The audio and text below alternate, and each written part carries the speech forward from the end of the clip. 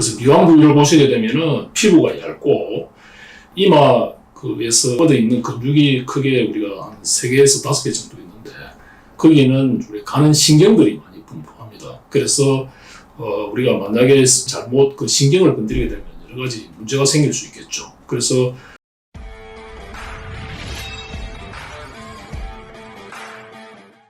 안녕하세요. 고온리프트 성형외과 문동성 원장입니다.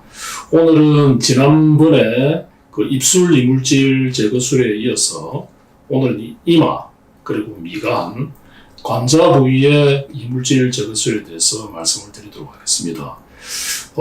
필러를 맞았다든지 또 불법 시술에 의해서 다른 그 이물질을 맞은 경우에 많은 도움이 되셨으면 좋겠습니다.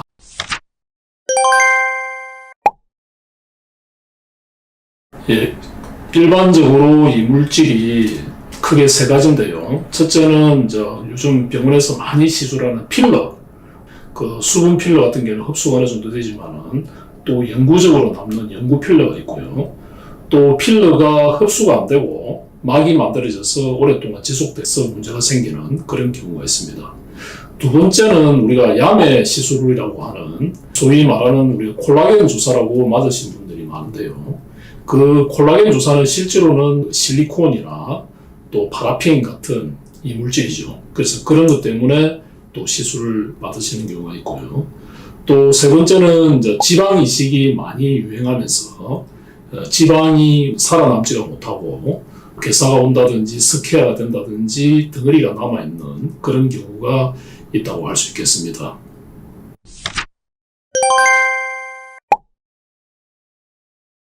일단 상담을 통해서 그 이물질을 처음에 넣으실 때 그게 병원에서 받은 시술인지 또 아니면 병원 외에 비전문인에 의해서 우리가 받은 시술인지를 일단 상담을 해야 되겠고 또 그 시술 받은 부위의 어떤 상태, 그 염증이 있다든지 또 모양 이런 걸 또 우리가 판단해야 되겠죠. 그래서 모양은 괜찮은데 염증이 문제가 되는 건지 모양도 마음에 안 들고 또 염증도 같이 있는 경우 또 그 부위의 어떤 범위, 그 이물질이 퍼져 있는 범위라든지 상태에 따라서 우리가 시술 방법이 달라질 것 같습니다. 근데 일반적으로는 지방 흡입술을 우선으로 하고요.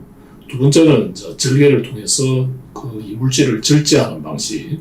이마 같은 경우에는 진피 조직에 울퉁불퉁한 경우라든지 겉으로 드러나는 경우에는 절제를 통해서 수술을 하는 그런 경우도 있다고 할 수 있겠습니다.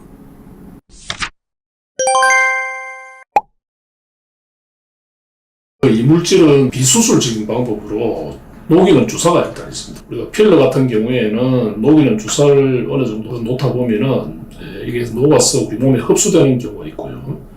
또 그렇지 않은 경우에 딱딱하고 굳어지고 덩어리가 진 경우에는 우리가 수술적 방법을 동원하게 되는데 그 수술적 방법은 앞에서 말씀드린 2가지 방법이 있습니다. 첫째는 그 이물질을 우리가 흡입하는 지방 흡입술처럼 녹이는 주사를 넣은 다음에 그 바늘 구멍을 통해서 뽑아내는 방식이 있고요.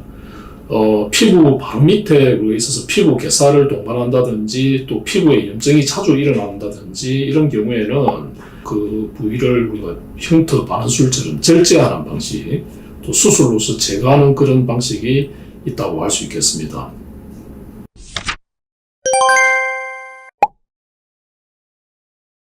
미간 부위는 대개 이제 우리가 세로주름, 옆으로 횡주름이 일반적으로 많이 생기게 되죠.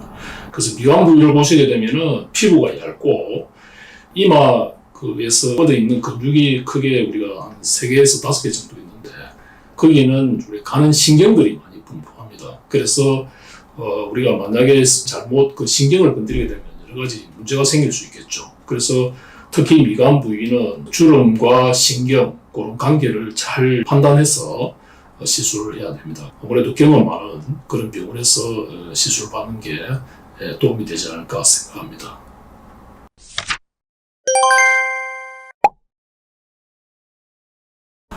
부위별로 우리가 이제 그 신경이라든지 범위에 따라서는 수술 방법이 다르지만 이물질 제거는 우선적으로 우리가 흡입할 수 있으면 흡입 방식으로 먼저 하게 되고요. 또 이 흡입을 하고 난 뒤에 도리어 그 부위가 더 딱딱해진다든지 어째 보면 일시적으로 커지는 것처럼 보일 수 있는데 그런 경우에 수술적으로 절제를 하는 경우도 있습니다.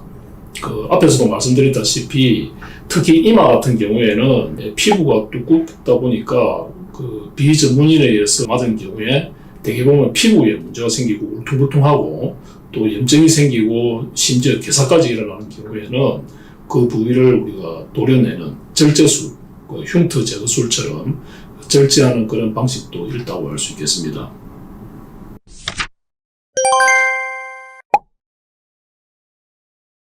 일단은 우리가 이마 같은 경우에는 문제가 되는 게 그 부위를 우리가 흡입이나 제거를 다 하고 나면은 아무래도 꺼지겠죠.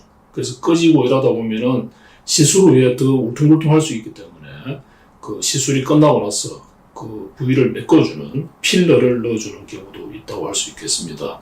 미간도 우리가 이물질을 제거하고 나면은 제거한 부위가 푹 꺼지겠죠. 꺼지게 되면은 도리어 그 주름이라든지 이런 게 더 깊어질 수 있고 또 오래 갈 수 있기 때문에 그 미간 부위에 우리가 흡입술을 하고 나서 우리가 녹는 필러를 갖다가 넣어줌으로써 모양을 만들어주는 그런 시술을 할 수도 있겠고요.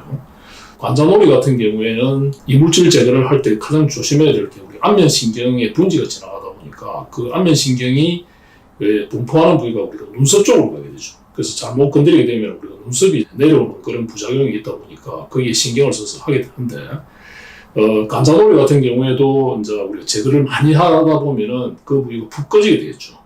그런 경우에는 그 관자놀이 근육층 위에다가 우리가 필러를 다시 넣어서 원래 모양을 만들어주는 것이 더 자연스러운 시술이 될 수 있다 하겠습니다.